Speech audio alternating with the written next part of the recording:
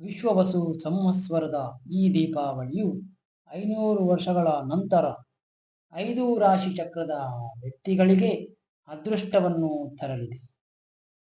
ಜ್ಯೋತಿಷ್ ಶಾಸ್ತ್ರದ ಪ್ರಕಾರ ಸೂರ್ಯಮಂಡಲದಲ್ಲಿ ಆಗುವ ಬದಲಾವಣೆಯಿಂದ ಗ್ರಹ ಸಂಯೋಗ ನಮ್ಮ ಜೀವನದಲ್ಲಿ ತೀವ್ರ ಬದಲಾವಣೆಯನ್ನು ತರುತ್ತದೆ. ಪ್ರತಿ ಹಬ್ಬಕ್ಕೂ ಕೆಲವು ಗ್ರಹ ಸ್ಥಿತಿ ವಿಶೇಷವಾಗಿ ನೋಡಲಾಗುತ್ತದೆ. ಆದರೆ ಈ ವಿಶ್ವವಸು ಸಂವತ್ಸರದಲ್ಲಿ 500 ವರ್ಷಗಳ ನಂತರ ಈ ಸಂಯೋಗವು ಮಾರ್ಪಡುತ್ತಿದೆ. ಸೂರ್ಯ ಮಂಡಲದಲ್ಲಿ ನಡೆಯುವ ಈ ಅದ್ಭುತ ಸಂಯೋಗವು 5 ರಾಶಿಗಳ ಜನರ ಜೀವನವನ್ನು ಸಂಪೂರ್ಣವಾಗಿ ಬದಲಿಸಲಿದೆ. ಹಲವು ವರ್ಷಗಳಿಂದ ಅನುಭವಿಸುತ್ತಿದ್ದ ಕಷ್ಟ, ನಷ್ಟ, ಸಾಲ ಬಾಧೆ, ಹಣಕಾಸಿನ ಕಿರಿಕಿರಿಗಳು ದೂರವಾಗಿ ಈ ರಾಶಿಗಳ ಜೀವನ ಶೈಲಿ ಬದಲಾಗಲಿದೆ. ಅಷ್ಟಲಕ್ಷ್ಮಿಯರ ಕೃಪಾ ಕಟಾಕ್ಷ ಒಂದೇ ಬಾರಿ ಸಿಗುವುದರಿಂದ ಈ ರಾಶಿಯ ಜನರನ್ನು ಕೋಟ್ಯಾಧೀಶ್ವರರಾಗಿ ಮಾಡಲಿದೆ. ಸೂರ್ಯಮಂಡಲದಲ್ಲಿ ಗ್ರಹಗಳ ಸ್ಥಾನ ಬದಲಾಯಿಸುವ ಈ ಸಮಯ ಅದ್ಭುತವಾದ ಮಹಾಯೋಗವನ್ನು ಸೃಷ್ಟಿಸುತ್ತಿದೆ. ಈ 5 ರಾಶಿಯವರಿಗೆ ಇದು ಮಹಾ ಅಮೃತ ಕಲಶವಾಗಿದೆ. ಈ ದೀಪಾವಳಿಯು ಇವರಿಗೆ ಅಷ್ಟ ಸಿದ್ಧಿಗಳನ್ನು ಕೊಡಲಾಗಿದೆ. ಕೆಲವು ಶತಮಾನಗಳ ನಂತರ ಈ ರಾಜಯೋಗವು ಗುರು, ಶನಿ, ಶುಕ್ರ, ರಾಹುವಿನ ಸಂಯೋಗದಿಂದ ಉಂಟಾಗುತ್ತಿದೆ. ಈ ಗ್ರಹಗಳೆಲ್ಲವೂ ಒಟ್ಟಾಗಿ ಸೇರುವುದರಿಂದ ಭೂಮಿಯಲ್ಲಿ ಉಂಟಾಗುವ ಧನಾತ್ಮಕ ಶಕ್ತಿಯು ಈ 5 ರಾಶಿಯವರಿಗೆ ಶುಭಫಲವನ್ನು ನೀಡಲಿದೆ. ಈ 5 ರಾಶಿಯವರು ಇನ್ನು ಮುಂದೆ ಮುಟ್ಟಿದ್ದೆಲ್ಲ ಚಿನ್ನದಂತೆ ಬದಲಾಗಲಿದೆ. ಇನ್ನು ಮುಂದೆ ಅವರ ಪ್ರತಿ ಕೆಲಸವು ಅವರ ಜೀವನದಲ್ಲಿ ಸಂಪತ್ತಿನ ಸುರಿಮಳೆಯನ್ನು ಸುರಿಸಲಿದೆ. ಇನ್ನು ಇವರಿಗೆ ಹಣದ ವಿಚಾರ ಮಾತ್ರವಲ್ಲದೆ ಗೌರವ, ಕುಟುಂಬದಲ್ಲಿ ಸಂತೋಷ, ಮಾನಸಿಕ ನೆಮ್ಮದಿಯೂ ಬರುತ್ತದೆ. ಈ 5 ರಾಶಿಯವರು ಈ ಅದ್ಭುತ ಅವಕಾಶವನ್ನು ಸದುಪಯೋಗ ಪಡಿಸಿಕೊಳ್ಳಿ. ಹಾಗಾದರೆ ಈಗ ನೀವೆಲ್ಲರೂ ಈ 5 ರಾಶಿ ಯಾವುದು ಎಂಬ ಚಿಂತೆಯಲ್ಲಿದ್ದೀರಿ ಎಂದು ನನಗೆ ತಿಳಿದಿದೆ. ಈಗ ಆ 5 ರಾಶಿ ಯಾವುದು ಎಂದು ತಿಳಿಯೋಣ. ಅದಕ್ಕೂ ಮುನ್ನ ಮೊದಲು ನೀವು ನಮ್ಮ ವಿಡಿಯೋಗೆ ಒಂದು ಲೈಕ್ ಕೊಟ್ಟು ಒಂದು ಬೆಂಬಲವನ್ನು ನೀಡಿ. ಭಾರತದಲ್ಲಿ ಐಕ್ಯತೆಯನ್ನು ತೋರಿಸುವ ಹಬ್ಬ ದೀಪಾವಳಿ. ಎಲ್ಲರೂ ಒಟ್ಟಾಗಿ ಆಚರಿಸುತ್ತೇವೆ. ಅಶ್ವಯುಜ ಮಾಸದ ಬಹಳ ಪಕ್ಷದ ಅಮಾವಾಸ್ಯೆಯ ದಿನದಂದು ನಾವು ದೀಪಾವಳಿಯನ್ನು ಆಚರಿಸುತ್ತೇವೆ. ಈ ದೀಪಾವಳಿಯಿಂದ ಈ 5 ರಾಶಿ ಚಕ್ರದವರಿಗೆ ಮಹಾಯೋಗವು ಉಂಟಾಗುವ ಕಾಲವಾಗಿದೆ ಎಂದು ಜ್ಯೋತಿಷ್ ಶಾಸ್ತ್ರವು ಹೇಳುತ್ತಿದೆ. ಆ ರಾಶಿಗಳಲ್ಲಿ ಮೊದಲನೆಯ ರಾಶಿ ವೃಷಭ ರಾಶಿ. ಕೃತಿಕಾ ನಕ್ಷತ್ರ 2, 3, 4 ಪಾದಗಳು. ರೋಹಿಣಿ ನಕ್ಷತ್ರ 1, 2, 3, 4 ಪಾದಗಳು. ಮೃಗಶಿರ ನಕ್ಷತ್ರ 1 ಮತ್ತು 2 ಪಾದಗಳು ವೃಷಭ ರಾಶಿಯ ಜಾತಕವನ್ನು ತೋರಿಸುತ್ತದೆ. ವೃಷಭ ರಾಶಿಯ ಅಧಿಪತಿ ಶುಕ್ರ. ಪ್ರೀತಿ, ಸೌಂದರ್ಯ, ಭೌತಿಕ ಸುಖಗಳಿಗೆ ಕಾರಕ ಗ್ರಹನೂ ಕೂಡ. ಇವರು ಕಲಾಪ್ರಿಯರು, ಸೌಂದರ್ಯ ಆರಾಧಕರು. ಇವರು ಯಾವುದೇ ನಿರ್ಧಾರವನ್ನು ಯೋಚಿಸಿ ತೆಗೆದುಕೊಳ್ಳುವ ಮನಸ್ಥಿತಿಯನ್ನು ಹೊಂದಿದವರು. ಇಷ್ಟು ಸಮಯ ಇವರು ತೆಗೆದುಕೊಂಡ ತಾಳ್ಮೆ ಇಂದು ಉತ್ತರ ಸಿಗುವಂತ ಕಾಲವಾಗಿದೆ. ಹಲವು ವರ್ಷಗಳಿಂದ ಪ್ರಯತ್ನಿಸುತ್ತಿದ್ದ ಆ ಒಂದು ಅವಕಾಶ ಇವರಿಗೆ ಈ ದೀಪಾವಳಿಯ ನಂತರ ಸಿಗಲಿದೆ. ಶನಿ ಮತ್ತು ಗುರುಗ್ರಹದ ಸಂಯೋಗವು ಇವರಲ್ಲಿ ದೈವಿಕ ಶಕ್ತಿಯನ್ನು ಉತ್ತಮಗೊಳಿಸುತ್ತಿದೆ. ಇದರಿಂದ ಇವರಲ್ಲಿ ಆಧ್ಯಾತ್ಮಿಕ ಒಲವು ಹೆಚ್ಚಾಗಲಿದೆ. ಇದರಿಂದ ಇವರು ಇಡುವ ಹೆಜ್ಜೆಗಳು ಯಶಸ್ಸಿನ ಕಡೆ ಒಯ್ಯಲಿದೆ. ಈ ದೀಪಾವಳಿಯ ನಂತರ ಇವರು ಭೂಮಿ, ಚಿನ್ನ ಅಥವಾ ಇತರ ಸ್ಥಿರಾಸ್ತಿಗಳಲ್ಲಿ ಹೂಡಿಕೆ ಮಾಡಿದರೆ ಒಳ್ಳೆಯದು. ಪಿತ್ರಾರ್ಜಿತ ಆಸ್ತಿ ಸಿಗುವ ಕಾಲವಾಗಿದೆ. ಲಾಟರಿಯಂತಹ ಆಕಸ್ಮಿಕ ಧನಲಾಭವಾಗುವ ಅವಕಾಶವೂ ಇದೆ. ನೀವು ಆರಂಭಿಸುವ ಹೊಸ ವ್ಯವಹಾರಗಳು ಅನಿರೀಕ್ಷಿತ ಲಾಭವನ್ನು ತಂದುಕೊಡಲಿದೆ. ಈ ಲಾಭವನ್ನು ಪಡೆಯಲು ಈ ರಾಶಿಯವರು ದೀಪಾವಳಿಯಂದು ಮಹಾಲಕ್ಷ್ಮಿಯ ಪೂಜೆ ಮಾಡಿ ಮಲ್ಲಿಗೆಯ ಹೂವಿನಿಂದ ಅರ್ಚನೆಯನ್ನು ಮಾಡಬೇಕು ಮತ್ತು ಕೋಸಂಬರಿಯ ನೈವೇದ್ಯವನ್ನು ಮಹಾಲಕ್ಷ್ಮಿಗೆ ಅರ್ಪಿಸಬೇಕು. ಶುಕ್ರನ ಅನುಗ್ರಹಕ್ಕಾಗಿ ಶುಕ್ರ ಬೀಜ ಮಂತ್ರವನ್ನು ದಿನನಿತ್ಯ ಪಠಿಸಬೇಕು.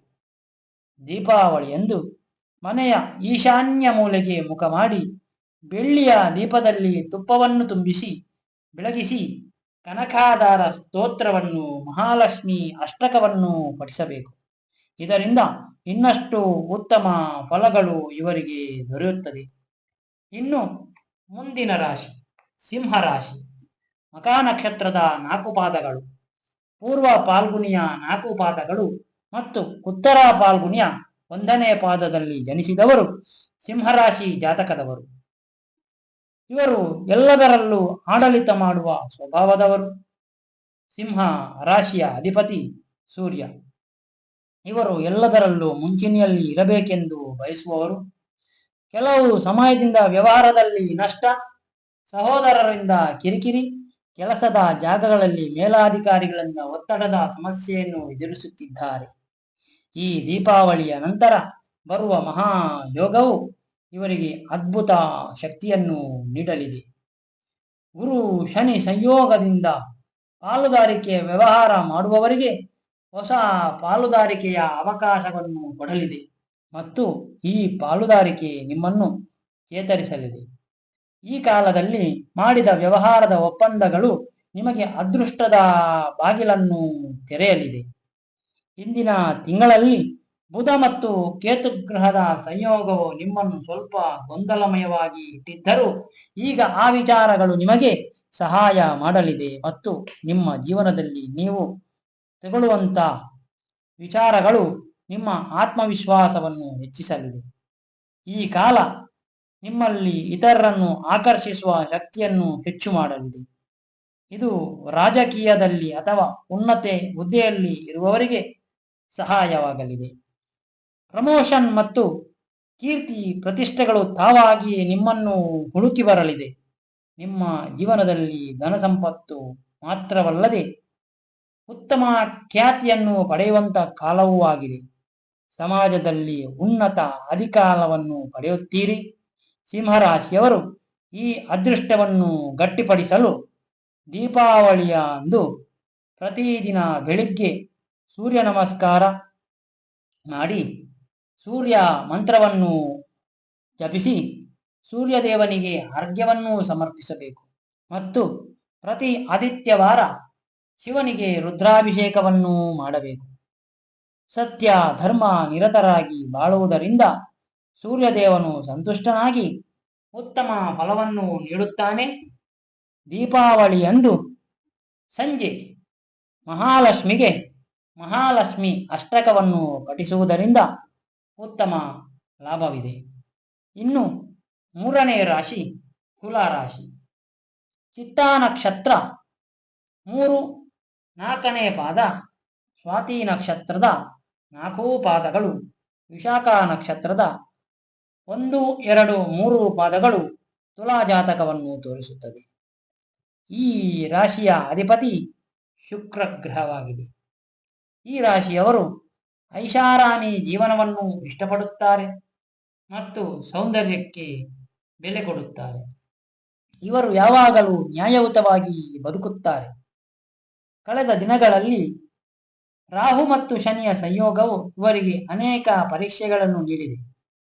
ಕುಟುಂಬದಲ್ಲಿ ಜಗಳ, ಮಾನಸಿಕ ಕಿರಿಕಿರಿ, ಅನಾರೋಗ್ಯ ಸಮಸ್ಯೆಗಳನ್ನು ತೀವ್ರವಾಗಿ ಅನುಭವಿಸಿರುತ್ತಾರೆ.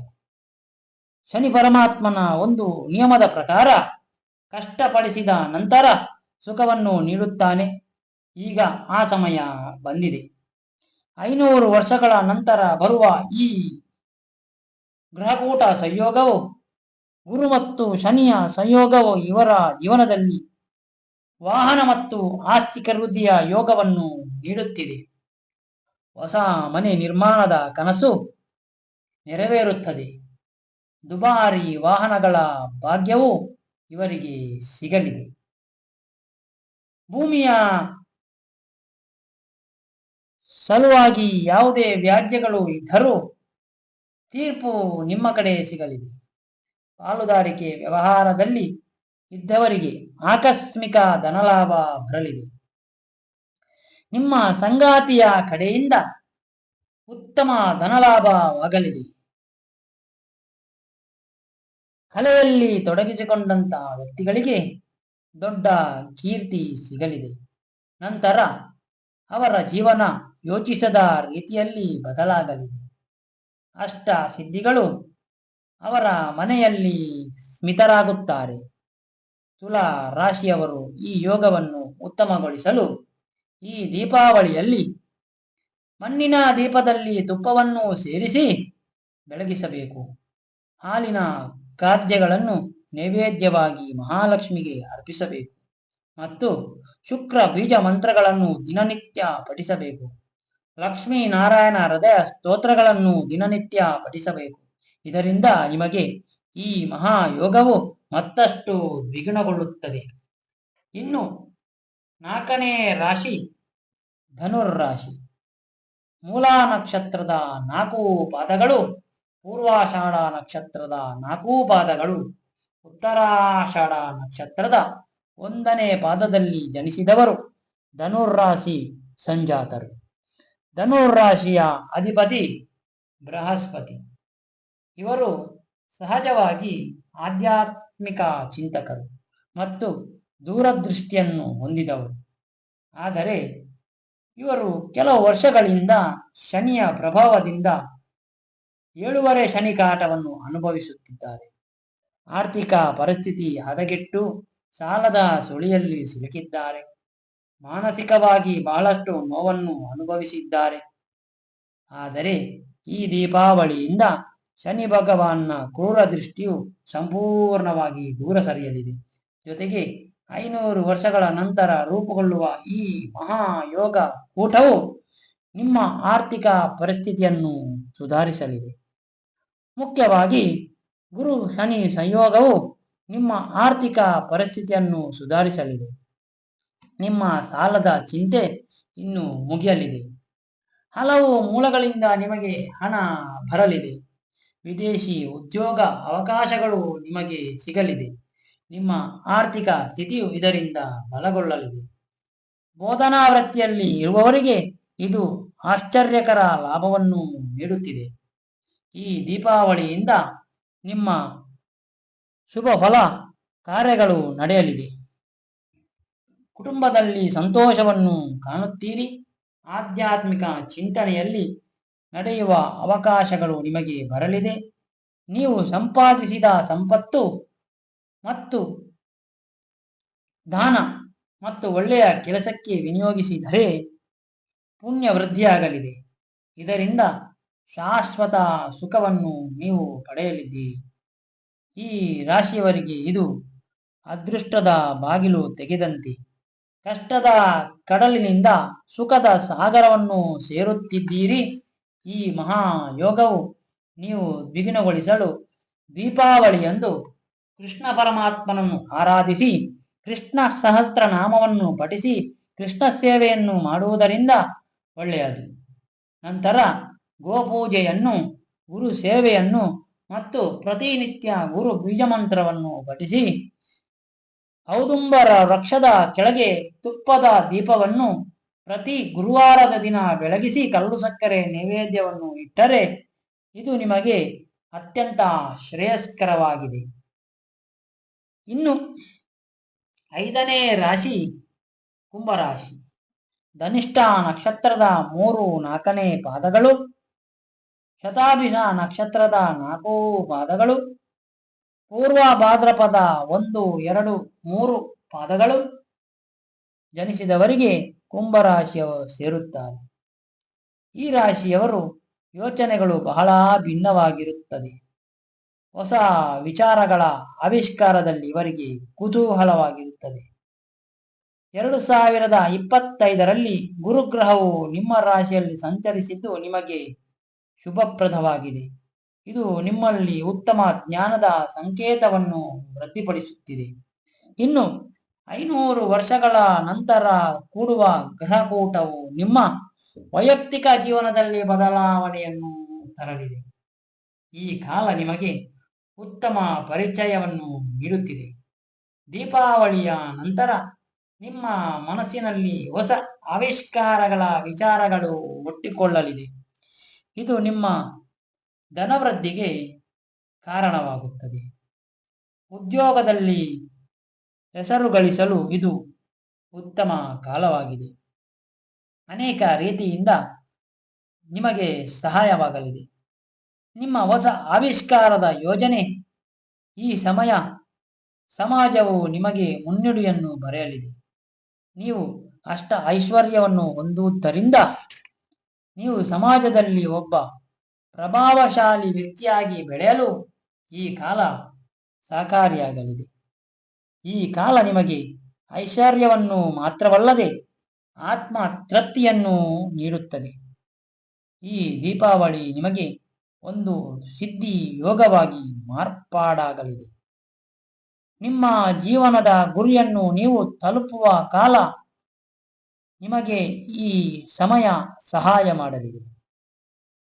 ಕುಂಭರಾಶಿಯವರು ಈ ಅವಕಾಶವನ್ನು ಸಂಪೂರ್ಣವಾಗಿ ಪಡೆಯಲು ಈ ದೀಪಾವಳಿಯ ಕಾಲದಲ್ಲಿ ಶನಿ ಭಗವಾನನ ಅನುಗ್ರಹಕ್ಕಾಗಿ ನಿಮ್ಮ ಮನೆಯ ಪೂಜಾ ಕೋಣೆಯಲ್ಲಿ ಎಳ್ಳೆಣ್ಣೆಯ ದೀಪವನ್ನು ಹಚ್ಚಬೇಕು. ನೀಲಿ ಬಣ್ಣದ ಪುಷ್ಪಗಳಿಂದ ಲಕ್ಷ್ಮೀ ಪೂಜೆಯನ್ನು ಮಾಡಬೇಕು. ನೈವೇದ್ಯವಾಗಿ ಮಹಾಲಕ್ಷ್ಮಿಗೆ ಎಳ್ಳಿನ ಪದಾರ್ಥಗಳಿಂದ ಮಾಡಿದ ನೈವೇದ್ಯವನ್ನು ಅರ್ಪಿಸಬೇಕು ಮತ್ತು ಪ್ರತಿದಿನ ಶನಿ ಮಹಾಮಂತ್ರವನ್ನು ಪಠಿಸುವುದರಿಂದ ನಿಮಗೆ ಉತ್ತಮ ಅವಕಾಶಗಳು ಕೂಡಿ ಬರಲಿದೆ ಮತ್ತು ನಿಮ್ಮ ಸಾಮರ್ಥ್ಯಕ್ಕೆ ಅನುಗುಣವಾಗಿ ಅಂಗವಿಕಲರಿಗೆ ದಾನವನ್ನು ನೀಡುವುದರಿಂದ ಶನಿ ಭಗವಾನನ ಅನುಗ್ರಹವು ನಿಮಗೆ ದೊರೆತು ಲಕ್ಷ್ಮೀ ಕೃಪಾ ಕಟಾಕ್ಷ ಸಾನ್ನಿಧ್ಯವು ಸಿದ್ಧಿಯಾಗಲಿದೆ. ಹೀಗೆ ಈ 5 ರಾಶಿಯವರು ಈ ಅದ್ಭುತಪೂರ್ವ ಕಾಲವನ್ನು ಉಪಯೋಗಿಸಿಕೊಳ್ಳಿ ಸಿದ್ಧರಾಗಬೇಕು. 5 ತಲೆಮಾರಿನ ನಂತರ ಸಿಕ್ಕ ಈ ಅದ್ಭುತ ಕಾಲವನ್ನು ನಾವು ಹೇಳಿದ ಪರಿಹಾರಗಳಿಂದ ಪಡೆದುಕೊಳ್ಳಿ. ನಿಮ್ಮ ಖಾತೆಗೆ ಅಷ್ಟ ಸಿದ್ಧಿಗಳನ್ನು ಆಹ್ವಾನಿಸಿಕೊಳ್ಳಿ. ಸೂರ್ಯ ಮಂಡಲ ನಿಮಗೆ ಅನುಕೂಲಕರ ಕಾಲವನ್ನು ಸೃಷ್ಟಿ ಮಾಡಿದ ಸಮಯವನ್ನು ನೀವು ಈಗ ಉಪಯೋಗಿಸಿ ನಿಮ್ಮ ಇಷ್ಟಾರ್ಥಗಳನ್ನು ಸಿದ್ಧಿಸಿಕೊಳ್ಳಿ. ನಿಮ್ಮ ಪ್ರಯತ್ನ ಇಲ್ಲಿ ಮುಖ್ಯವಾಗಿರುವುದರಿಂದ ಪ್ರಯತ್ನಿಸಿದಷ್ಟು ಉತ್ತಮ ಫಲ ನೀವು ಪಡೆದುಕೊಳ್ಳುತ್ತೀರಿ. ವೀಕ್ಷಕರೇ, ಈ ದೀಪಾವಳಿಯ ಶುಭಾಶಯಗಳನ್ನು ನಿಮಗೆ ಸಲ್ಲಿಸುತ್ತಾ ಇನ್ನು ನಮ್ಮ ಚಾನಲ್ ಸಬ್ಸ್ಕ್ರೈಬ್ ಆಗದೆ ಇದ್ದವರು ಸಬ್ಸ್ಕ್ರೈಬ್ ಆಗಿ ಮೇಲೆ ಕಾಣುವಂತ ಬೆಲ್ ಬಟನ್ ಅನ್ನು ಒತ್ತಿದರೆ ಮುಂದಿನ ವಿಚಾರಗಳು ನಿಮಗೆ ಶೀಘ್ರವಾಗಿ ತಲುಪುತ್ತದೆ ಎಂದು ಹೇಳುತ್ತಾ, ನಿಮ್ಮ ಬೆಂಬಲವು ನಮಗೆ ಅತ್ಯಮೂಲ್ಯವಾಗಿರುವುದರಿಂದ ಲೈಕ್ ಮತ್ತು ಶೇರ್ ಮಾಡುವುದರ ಮೂಲಕ ನಮ್ಮನ್ನು ಬೆಂಬಲಿಸಿ ಎಂದು ಹೇಳುತ್ತಾ, ಹರಿ ಓಂ.